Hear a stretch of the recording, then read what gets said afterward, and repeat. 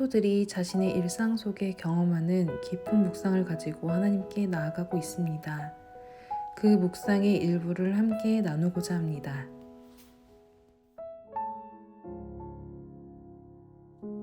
오늘은 아내가 새벽에 출근하는 날이다. 30분 뒤 하이가 엄마를 찾기 시작했다. 일어나 엄마를 찾고 울기 시작하면 꽤 오랫동안 달래기가 힘들다. 엄마가 회사에 갔다고 말로 설명을 해주기도 하고, 그래도 안 통하면 화도 내보기도 하고, 울면서 기다려주기도 하고, 다양한 방법으로 하이를 진정시킨다. 새벽까지 일하느라 너무 피곤한 상태였는데, 처음에는 아침 일찍부터 또 왜 저러나 싶었다가 시간이 지나면 괜찮아지겠지 생각해서 아무 말 안 하고 있었다. 안 되겠다 싶어서 아무것도 안 하고 그냥 안아주면서 엄마가 없어서 우리 하이가 슬프구나. 그러면 아빠랑 같이 기도할까? 라고 말하고 기도했다. 대략 내용은 하이가 슬프지 않게 해주세요. 이런 거였는데 기도하면 엄마가 올 줄 알았던 하이는 그게 아니었기 때문에 크게 나아지지 않았다. 하이가 낮잠 자는 시간에 오늘 아침 일에 대해서 생각을 해봤다. 하이 입장에서는 아빠랑 기도했는데 엄마도 안 오고 딱히 변한 것도 없어 라고 생각할 수도 있겠다 싶었다. 생각해보니 그래. 하나님은 당장 눈앞에 보이는 문제 해결을 해주시는 분이 아니라 그 상황에서도 한 걸음 걸어가게 하시고 나와 함께 하시는 분이시였다. 하이도 이제 커서 어느 정도 이해할 수 있는 나이가 되었으니 엄마 아빠와 비교할 수 없는 하나님이 진짜 너의 아빠니까 걱정하지 말라고 하이와 뱃속에 있는 하온이에게도 계속 말해줘야겠다 생각했다. 역시 오늘도 쉽지 않았다.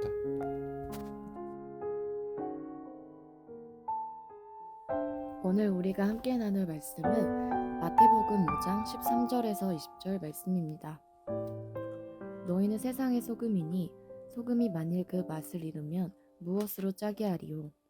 후에는 아무 쓸데없어 다만 밖에 버려져 사람에게 밟힐 뿐이니라. 너희는 세상의 빛이라. 산 위에 있는 동네가 숨겨지지 못할 것이요. 사람이 등불을 켜서 말 아래에 두지 아니하고 등경 위에 두나니 이러므로 집안 모든 사람에게 비치느니라. 이같이 너희 빛이 사람 앞에 비치게 하여 그들로 너희 착한 행실을 보고 하늘에 계신 너희 아버지께 영광을 돌리게 하라. 내가 율법이나 선지자를 폐하러 온 줄로 생각하지 말라. 폐하러 온 것이 아니요 완전하게 하려 함이라. 진실로 너희에게 이르노니 천지가 없어지기 전에는 율법의 1.1획도 결코 없어지지 아니하고 다 이루리라. 그러므로 누구든지 이 계명 중에 지극히 작은 것 하나라도 버리고 또 그같이 사람을 가르치는 자는 천국에서 지극히 작다 일컬음을 받을 것이요. 누구든지 이를 행하며 가르치는 자는 천국에서 크다 일컬음을 받으리라. 내가 너희에게 이르노니 너희 의가 서기관과 바리새인보다 더 낫지 못하면 결코 천국에 들어가지 못하리라. 아멘.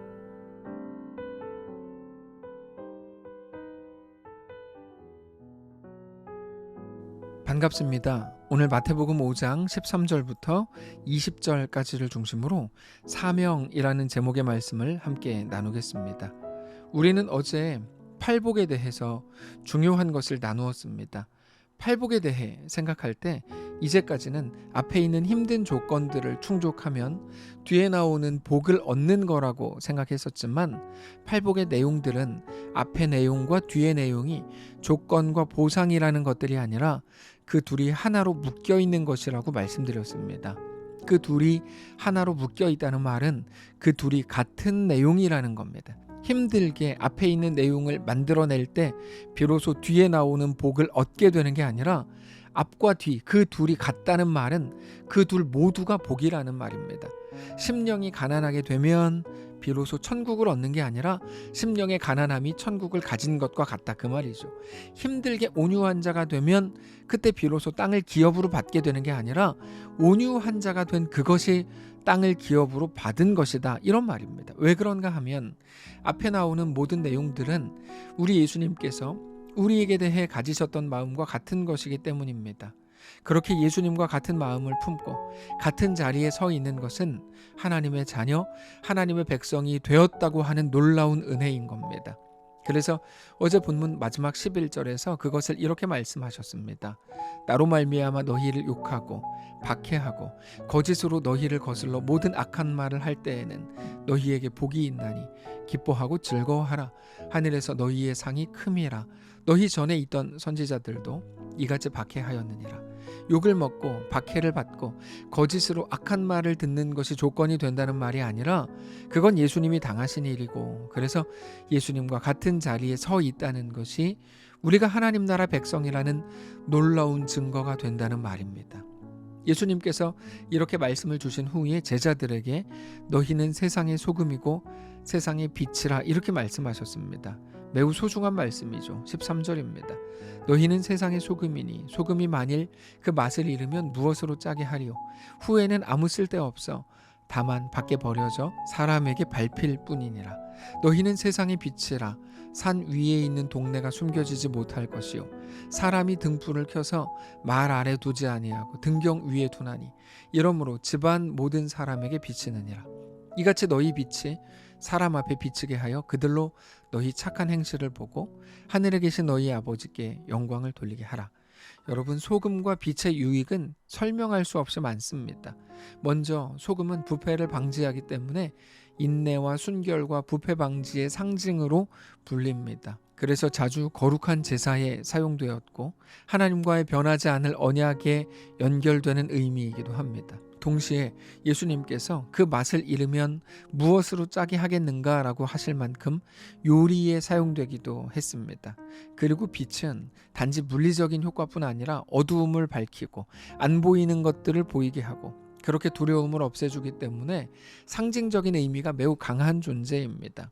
그런데 그런 하나하나의 역할을 말하는 것이기도 하지만 더 정확하게 말하면 어떤 것으로도 대체할 수 없다는 공통적인 특징을 가지고 있습니다.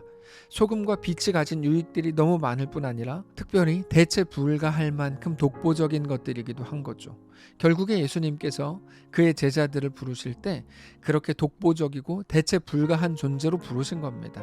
하나님을 믿는 사람들, 성도, 신자들만 할 수 있는 일들이 있고 그건 세상의 어떤 지혜나 어떤 지식, 어떤 성품으로도 대체할 수 있는 게 아닙니다. 왜 그럴까요? 그 이유는 신자의 걸음에 그 특징이 있는데 신자의 걸음은 믿음으로만 되는 것이기 때문입니다.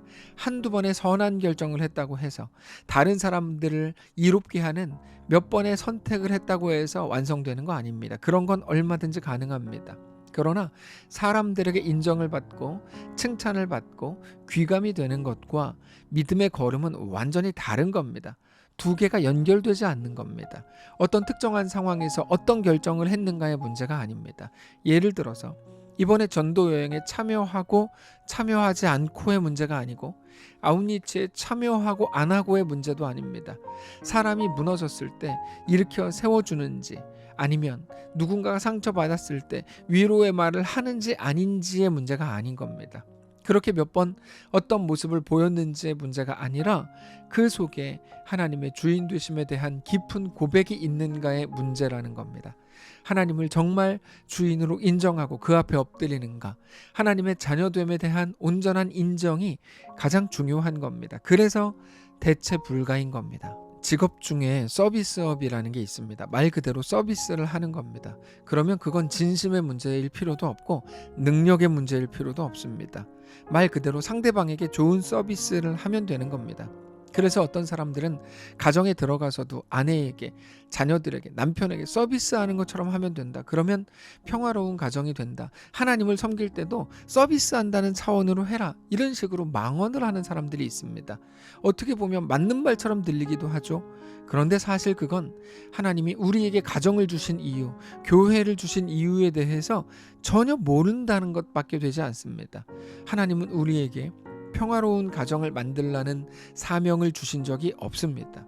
가정의 평화는 온전한 하나님의 백성이 되면서 자연스럽게 얻고 누리게 되는 것일 뿐이고 그거를 위해서 살아가는 건 아닙니다.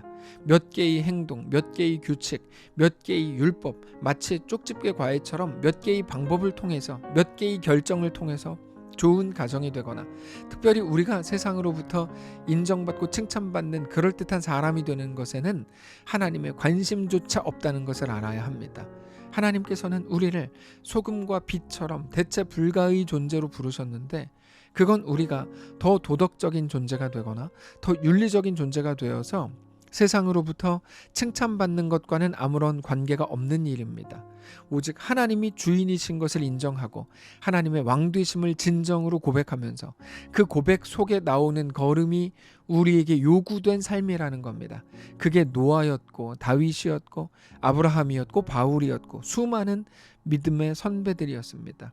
그들은 하나같이 연약하고 부족했고 결함이 있었고 흑역사를 만드는 사람들이었지만 그러나 그들은 하나님의 백성, 하나님의 자녀였습니다. 그들이 세상 모든 사람들에게 칭찬받고 인정받고 자랑할 만한 것들을 가졌기 때문에 하나님이 그들을 사랑하신 거 아닙니다.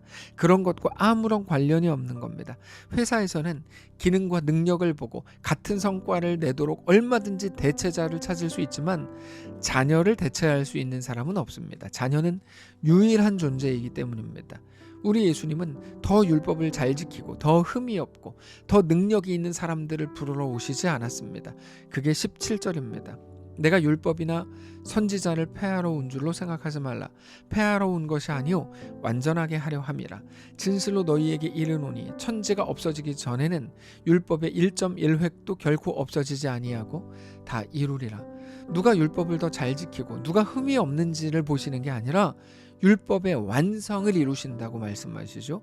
아버지 하나님을 사랑하고 하나님이 사랑하셨던 사람들을 사랑하는 것, 그 하나님의 마음을 온전히 품는 것, 그렇게 온전한 하나님의 자녀요 백성이 되기를 우리에게 요구하신다고 말씀하시는 중입니다. 그게 착한 일을 통해 하나님께 영광을 돌린다라고 표현하신 그 내용입니다. 그래서 이렇게 말씀하세요. 19절입니다. 그러므로 누구든지 이 계명 중에 지극히 작은 것 하나라도 버리고 또 그같이 사람을 가르치는 자는 천국에서 지극히 작다 일컬음을 받을 것이요 누구든지 이 일을 행하며 가르치는 자는 천국에서 크다 일컬음을 받으리라. 이게 옳고 저게 옳다라고 백날 주장해도 그건 작다는 거죠. 다만 내가 오늘 믿음으로 행하는 것, 그게 하나님이 우리에게 기대하신 큰 사람이라는 겁니다. 그러면서 20절 내가 너희에게 이르노니 너희 의가 서기관과 바리새인보다 더 낫지 못하면 결코 천국에 들어가지 못하리라. 사랑하는 성도 여러분, 하나님이 우리를 부르신 부르심이 무엇인지 깊이 알게 되시기를 원합니다. 율법이나 어떤 조건을 채우는 문제가 아니라 존재적인 문제입니다. 하나님의 자녀가 되고 하나님의 백성이 되고 하나님을 사랑하는 자가 되고 하나님을 아는 존재가 되는 겁니다. 그렇게 하나님께 속한 자가 되고 하나님과 동행하는 자가 되는 거죠. 그게 우리에게 주어진 오늘의 사명입니다. 이 말씀을 마음에 깊이 새기고 그렇게 하나님을 사랑하는 존재로 오늘 또다시 세워지는 거룩한 날 되시길 바랍니다. 기도하겠습니다. 살아계신 하나님, 하나님만 우리 왕이요 전부인 것을 정직히 고백합니다. 우리와 함께 해 주옵소서. 하나님을 뜨겁게 사랑하게 하시고 모든 상황 속에서 하나님을 믿는 자로 그렇게 우리의 삶을 살아낼 수 있도록 역사하시옵소서. 감사드리며 살아계신 우리 주 예수님의 이름으로 기도합니다. 아멘. 사랑하는 성도 여러분, 하나님께서 오늘 하루를 우리에게 또 허락하셨습니다. 믿음으로 우리 주께 나아가시고 어떤 형편 속에서도 어떤 상황 속에서도 하나님을 믿는 하나님의 백성, 하나님의 자녀로 세워지시고 그렇게 우리 주님과 믿음으로 동행하는 귀한 날 되시기 바랍니다.